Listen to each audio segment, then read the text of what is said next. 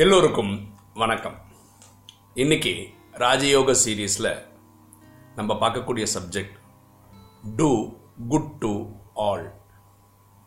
அபகாரம் செய்பவர்களுக்கும் உபகாரம் செய்யுங்கள். ஓகே, 2 கதை பார்த்துட்டு இந்த சப்ஜெக்ட் வரும். நேற்று வாட்ஸ்அப்பில் படித்தேன், ரொம்ப நல்லா இருக்கு, இங்கே பொருந்தது, அதனால சொல்கிறேன். ஒரு சிங்கம் தான் சாப்பிட்றதுக்காக வேட்டையாடிட்டு வருது. அப்போ என்ன பண்ணுதுன்னா, ஒரு மனுஷனை பார்க்குது, ஒரு வேடனை பார்க்குது. இன்னைக்கு ஒரு சேஞ்சுக்கு இவனை சாப்பிட்லான்னு தெரியுது. இவன் உயிர் காப்பாற்றுறத ஓடுறான். ஓகேவா, ஓடி என்ன பண்ணிட்டான், கடை கடை கடைன்னு ஒரு மரத்து மேலே ஏறிட்டான். ஒரு ஐடியா என்னன்னா, சிங்கம் கடிச்சு பிடிச்சி மேலே ஏறி வராது அப்படின்ற தைரியத்தில் மேலே போய் உட்காந்துட்டான். அவன் துரதிர்ஷ்டம், அந்த மரத்துக்கு மேலே ஏற்கனவே ஒரு கரடி உட்காந்துனது. கீழே வந்தால் சிங்கத்துக்கிட்ட சாவணும், மரத்துக்கு மேலேயே இருந்தால் கரடி கிட்ட சாவணும். அந்த சிங்கம் சிரிக்குது, இன்னைக்கு எப்படி இருந்தாலும் உன் கதை முடிஞ்சுது. அப்போது அந்த கரடி கிட்ட சொல்லுது, உனக்கு வேணும்னா அவனை எடுத்து சாப்பிட்டுக்கோ, அடித்து சாப்பிட்டுக்கோ, இல்லைன்னா அவனை அங்கேருந்து தள்ளி விட்டுரு, கீழே நான் அவனை காலி பண்ணிடுறேன் அப்படின்னு. கரடி அங்கே உட்காந்துட்டு சொல்லுது, நான் இந்த மரத்தில் ரெஸ்ட் எடுக்கிறதுக்காக வந்தேன். இந்த மரத்தில் யார் வராங்களோ அவனுக்கு புகலிடம் கொடுக்க வேண்டியது என்னுடைய வேலை. அதனால் இவனை நான் கொல்ல மாட்டேன், இவனுக்கு நான் சுரக்ஷை கொடுப்பேன், காப்பாற்றுவேன் அப்படின்னு கரடி சொல்லுது. ஓகே, அப்போ என்ன, இவனுக்கு லைஃபுக்கு ஒரு சேஃப்டி இருக்குது. யாருக்கு? இந்த ஆளுக்கு. இப்போ சிங்கம் நினைக்குது, பார்க்கலாம் எவ்வளோ நாள் தான் அவன் மேலே இருக்கான்னு பார்க்கலாம், இப்போ அது கீழே வருவான்ல, அப்போ கதையை முடிச்சிடலாம். ஏன்னா அது சேஃப்டி தான் கொடுக்க போகுது, அது கொல்ல போகிறது இல்லை. கொஞ்ச நேரம் ஆனோடனே என்ன ஆயிடுச்சுன்னா, அந்த கரடி தூங்கிடுச்சு. ஓகேவா, அப்போது சிங்கம் வேற ஒரு டெக்னிக் ட்ரை பண்ணுது. அவங்ககிட்ட சொல்லுது, பாரு, எனக்கு யாராவது ஒருத்தனை சாப்பிட்டாகணும், அது கரடியாக இருந்தாலும் சரி, நீயாக இருந்தாலும் சரி, எனக்கு பசி ஆட்டணும், அவ்வளோதான். இப்போ உனக்கு உயிர் தப்பிக்க ஒரு சான்ஸ் தரேன், நீ அந்த கரடி தூங்குதில்ல அப்படியே தள்ளி விட்டுரு, மரத்துலேருந்து கீழே வந்துடும்ல, நான் அதை கதையை முடிச்சிடுறேன், நீ தப்பிச்சுக்கோ, இன்னைக்கு உன்னை விட்டுடுறேன் அப்படி. ஆனால் இவன் யோசிக்கிறான், மனுஷன்ல, உயிர் தப்பிக்கிறது இது நல்ல வழி இல்லை. அதனால என்ன பண்ணுறான், அந்த கரடியை தள்ளி விடுறான். அந்த கரடி தூக்கத்தில் இருந்தாலும் நல்லா பிடிப்பு டைட்டாக இருந்ததுனால மரத்துலேருந்து கீழே விழல, டைட்டாக பிடிச்சி தப்பிச்சிச்சு, ஏந்து வந்துச்சு. உடனே சிங்கம் கரடி கிட்ட, பார்த்தியா, இப்படிப்பட்ட ஒருத்தனை தான் நீ காப்பாற்ற முயற்சி பண்ணியிருக்க, நீ தூங்கும்போது உன்னை தள்ளி விட்டுட்டு உன்னை கொல்லலான்னு முயற்சி பண்ணியிருக்கான், பார்த்தியா, இவனுக்கு தான் நீ உதவி பண்ணுறியா அப்படின்னு.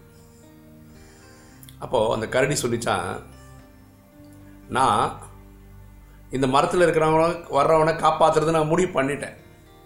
ஓகே, அவன் நல்லவனா கெட்டவனா நான் பார்க்கல. ஓகேவா, என்னோட வேலை உதவி பண்ணுறேன். அவனோட நேச்சர் அவ்வளோ கேவலமாக இருந்தால் நான் என்ன பண்ண முடியும், அவனோட குணம் அப்படி இருந்தால் நான் என்ன பண்ண முடியும். இப்போவும் சொல்கிறேன், நான் அவனை உனக்கிட்ட பிடிச்சி கொடுக்க மாட்டேன், அவனை கொல்ல மாட்டேன், நானே கொல்ல மாட்டேன் அவனை, ஃபர்ஸ்ட் ஆஃப் ஆல் என்ன சாப்பாடுக்காக அப்படின்னு அந்த கரடி சொல்லிச்சான். புரியுதுங்களா? நம்மளுடைய குணமும் இந்த மாதிரி தான் இருக்கணும். எப்படி இருக்கணும்? அபகாரம் செய்பவர்களுக்கும் உபகாரம் செய்ய வேண்டும். இவன் நல்லது பண்ணால் அவனுக்கு நல்லது பண்ணுவேன், இவன் கெட்டது பண்ணால் இவனுக்கு நான் பண்ணவே மாட்டேன், நல்லது பண்ண மாட்டேன்னு இருந்தால் நம்ம மேல் மக்கள் கிடையாது. இனி ஒரு சம்பவம் சொல்ல பாருங்களேன். ஒரு ரிஷி அவருடைய என்ன சொல்கிறது சிஷ்யர்களோட நதிக்கரையில் நடந்து போயிட்டுருக்கார். அப்போது ரிஷி அந்த சன்னியாசி பார்க்குற காட்சி என்னென்னா, அந்த தண்ணியில் ஒரு தேள் தத்தளிச்சிட்ருக்கு, உயிருக்கு போராடிட்டுருக்கு. அப்போது ரிஷி என்ன நினைக்கிறாருன்னா, அதை காப்பாற்றுறதுக்காக கையை விட்டு இப்படி தூக்கி இந்த கரையில் போடலான்னு கையை எடுக்கும்போது தேளோட குணம்னா உடனே கொட்டிடுது.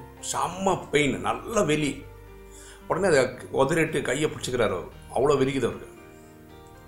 கொஞ்ச நேரத்துக்கு அப்புறம் என்ன பண்ணுறாரு, திரும்பவும் அந்த தேள் எடுக்கிறாரு, காப்பாற்றுறதுக்கு முயற்சி பண்ணுறாரு, தேள் கொட்டுது. இது மாதிரி நிறைய வாட்டி நடக்குது. உடனே அந்த சிஷ்யர்கள் சொல்கிறாங்க, என்ன குருவே, என்ன பண்ணிட்டு இருக்கீங்க, நீங்கள் தேள் குத்தி விஷம் கேட்டுங்கன்னா நீங்கள் செத்துருவீங்க, அதனால் தயவுசெய்து இது பண்ணாதீங்க. அதுக்கு அந்த ரிஷி பியூட்டிஃபுல் எக்ஸ்பிளனேஷன் கொடுக்குறாரு. தேளோட குணம் கொட்டுறது, உயிரே போனால் கூட அதோட தொழில் அதை விடலை. நான் ரிஷி, ரொம்ப நல்லவன், ஊருக்கே சேவை பண்ண வேண்டியவன், நான் ஒரு தடங்கல் வந்துச்சுன்னு சொல்லிட்டு என்னுடைய சேவையை நான் எப்படி நிறுத்த முடியும்? அதனால் நான் நிறுத்த போகிறது இல்லை. என் உயிர் போனாலும் பரவாயில்ல, நான் உதவுறதை விட மாட்டேன் அப்படின்னு சொல்லி ரிஷி காப்பாற்ற முயற்சி பண்ணுறார். பரமாத்மாவும் சொல்றாரு, 63 ஜென்மமா நீங்க பக்தி பண்ணிட்டு இருக்கும் போது அதிகமா என்ன திட்டிருக்கீங்க. அப்போ கூட நான் உங்களை விடல, நான் உங்களுக்கு உபகாரம் தான் செய்திருக்கிறேன். இல்ல, அபகாரம் செய்தவருக்கும் உபகாரம் செய்திருக்கிறேன்.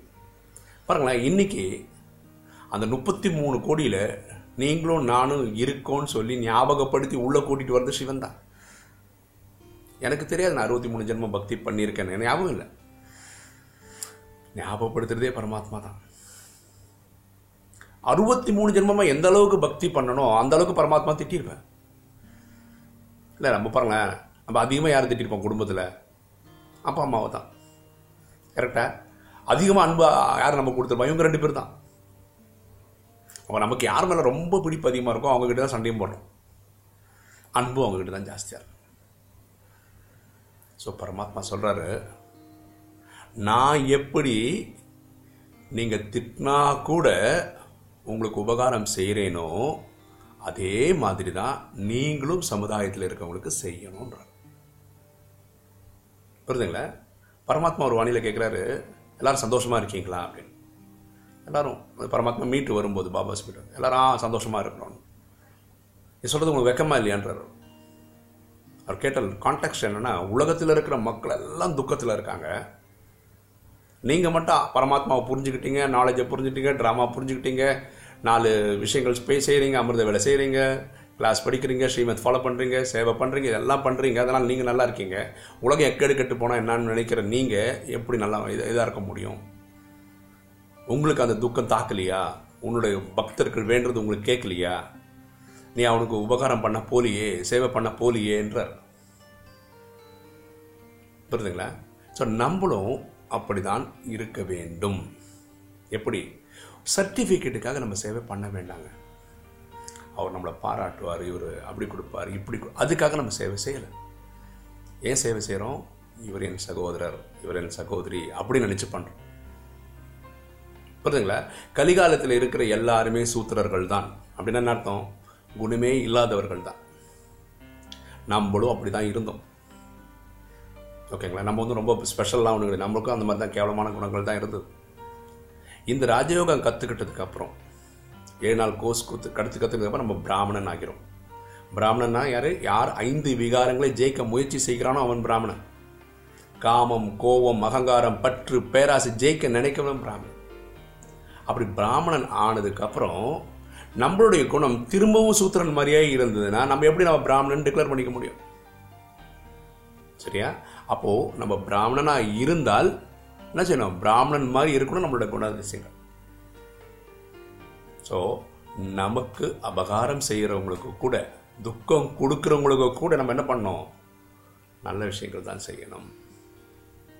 நம்ம ஒரு ஆர்வக்கோளாறில் என்ன பண்ணிடுறோம்னா, நம்ம இங்கே வந்துடுறோம், இந்த சிஸ்டம் வந்தது, நமக்கு ரொம்ப சந்தோஷமாக இருக்கலாம், ஜாலி, உடனே நம்ம வீட்டில் இருக்கிறவங்கலாம் வரணும் அப்படி இப்படின்னு சொல்லி பயங்கர ப்ரெஷர் கொடுக்குறோம். டெய்லி ஞானத்தை கொடுக்க ட்ரை பண்ணுறோம். இல்லை, ஆக்சுவலாக இது இல்லை ரைட்டான மெத்தட். சுய மாற்றம் செய்து காமிச்சு வீட்டில் இருக்கவங்களெல்லாம் மாற்றம் செய்கிறதுக்கு தானாக தூண்டணும். அவங்களை நீங்கள் இழுக்கலாம் வேண்டாம். புரியுதுங்களா? சுய மாற்றம்னா நான் நல்லவனுக்கு நல்லவனாகணும். நான் எவ்வளோ கோவக்காரனாக இருந்தேன் முன்னாடி, இன்றைக்கி ரொம்ப நல்லவனாக இருக்கணும். கோவமே இல்லாதவனாக மாறி காட்டிக்கணும். அகங்காரம் இல்லை, பற்று இல்லை, பேராசை இல்லை, ஒரு எல்லாத்திலையுமே நம்ம நல்ல வழியாக வந்து அஷ்ட சக்திகளில் பெரிய ஆளாகி தெய்வீக குணங்கள், தெய்வீக கலைகள் எல்லாத்தையுமே உயர்ந்து வந்தால் வீட்டில் இருக்கவங்களுக்கு தெரியும். பாருங்களேன், ஃபர்ஸ்ட் ஆஃப் ஆல் உலகம் எல்லாரையும் நோட்டீஸ் பண்ணுது. புரியுதா? அந்த நோட்டீஸ் பண்ணும்போது இவர் எப்படி போகிறார்? ஃபார் எக்ஸாம்பிள் பாருங்களேன், நான் வந்து பாடியில் கிளாஸ் எடுக்கும்போது 6 மணிக்கு கிளாஸு, டான 6 மணிக்கு கிளாஸ் எடுப்பேன். வீட்டிலேருந்து நடந்து தான் போவேன். ஒரு 5:45 போல் கிளம்புவேன். ஏன்னா அவ்வளோ நிமிஷம் தான் போதும் போகிறதுக்கு. அப்போது ஒரு செக்யூரிட்டி என்னை பார்ப்பார், டெய்லி போகும்போது சிரிப்பார், எல்லாம் பண்ணுவார். அப்போ அவர் நினச்சார் என்னோட வீடு அங்கே இருக்குன்னு நினச்சிட்டார். சென்டர் தான், அந்த பக்கம் போகிறது தான் வீடு. அப்போ ஒரு நாள் அவரே நிறுத்தி கேட்டார், எங்கே சார் போகிறீங்க? டெய்லி உங்களை இந்த டைம் பார்க்க முடியுது அப்படின்னு. இல்லைங்க, ஒரு மெடிடேஷன் சென்டர் இருக்குது, அங்கே கிளாஸுக்கு போயிட்டுருக்கேன். ஓ, என்ன பண்ணுறீங்க? அங்கே கிளாஸ் எடுக்கிறேன். அதனால் ஓகே. எவ்வளோ சார் ஃபீஸு? ஃப்ரீ தான். இந்த ஃப்ரீயாக நடத்துறதுக்கானுங்க டெய்லி இவ்வளோ கரெக்டாக போகிறீங்க. அப்போது சமுதாயம் நம்மளை வாட்ச் பண்ணுது. புரியுதுங்களா? இதை வச்சு எல்லாரும் மாறுறதுக்கு முயற்சி பண்ணுறாங்க. ஸோ நம்ம மாறி காமிச்சால் நம்ம குடும்பத்தில் இருக்கிற எல்லாரும் வந்துடுவாங்க. ஏன்னா இது இயக்கம் நல்லது, இந்த சிஸ்டம் நல்லது. புரியுதுங்களா? ஸோ சர்டிஃபிகேட்டுக்காக சேவை பண்ணுறதை விடுங்கள். சுய மாற்றம் செய்து காட்டுங்கள். அப்புறம் சொந்தம் பந்தம்லாம் தானாக வரும். அதனால் இதை பற்றி நீங்கள் வருத்தப்பட வேண்டாம். எது அவங்க வரல இவங்க வரலன்னு இல்லை. நம்மக்கிட்ட எந்த ஒரு குணமும் வரலைங்க, பெரிய மாற்றம் வரல. அதனால் சமுதாயத்தில் ஒரு இம்பேக்ட் க்ரியேட் பண்ண முடியல. இம்பேக்ட் க்ரியேட் பண்ண முடியாதனால வீட்டில் இருக்கவங்க கூட வர்றதில்லைன்னு தான் அதை புரிஞ்சுக்கணும். மாற்றம் பண்ணி பாருங்கள், ஆட்டோமேட்டிக் சொந்தம் பந்தம் எங்கே போகிறீங்க எங்கே வரீங்க, நானும் வரேன் கூட வரேன்னு வந்துடும். சரியா? அதனால் இப்போ நம்ம பண்ண வேண்டியது நமக்குள்ளே இருக்க குணங்களை மாற்றம் செய்ய வேண்டும், நல்லவர்களாக ஆகி காட்ட வேண்டும். நமக்கு துக்கம் தர்றவங்களுக்கும் சுகம் தர்றதுக்காக நீங்கள் யோகா பண்ணணும். சரியா? நம்ம துக்கம் கொடுக்குறவங்களுக்கும் துக்கமே கொடுத்தா நமக்கும் உலகத்தில் இருக்க வேறவங்களுக்கு எந்த ஒரு டிஃப்ரென்ஸும் இல்லாமல் போகிவிடும். புரிஞ்சுங்களா? உங்களுக்கு இந்த வீடியோ பிடிச்சிருக்குன்னு நினைக்கிறேன். பிடிச்சிருக்கோங்க லைக் பண்ணுங்கள், சப்ஸ்கிரைப் பண்ணுங்கள், ஃப்ரெண்ட்ஸ்க்கு சொல்லுங்கள், ஷேர் பண்ணுங்கள், கமெண்ட்ஸ் போடுங்க. தேங்க்யூ.